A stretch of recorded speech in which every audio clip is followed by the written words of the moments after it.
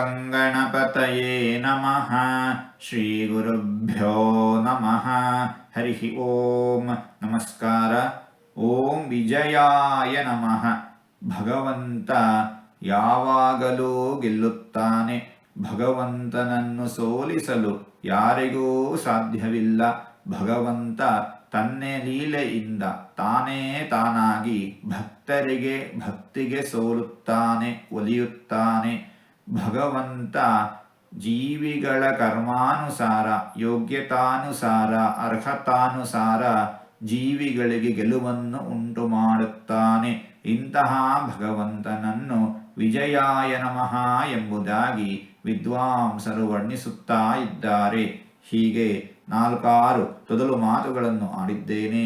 ಇದರಲ್ಲಿ ಏನಾದರೂ ತಪ್ಪುಗಳು ಇದ್ದರೆ ಆ ತಪ್ಪುಗಳನ್ನು ಬಿಟ್ಟು ಒಳ್ಳೆಯದು ಅಂತ ಏನಾದರೂ ಇದ್ದರೆ ಆ ಒಳ್ಳೆಯದನ್ನು ಮಾತ್ರ ಸ್ವೀಕರಿಸಬೇಕು ಅಂತ ಹೇಳಿ ಪ್ರಾರ್ಥನೆ. ಈ ನುಡಿಗಳನ್ನೆಲ್ಲ ಆಡಿಸಿದ ಭಗವಂತನಿಗೆ ಸರ್ವವೂ ಸಮರ್ಪಿತ.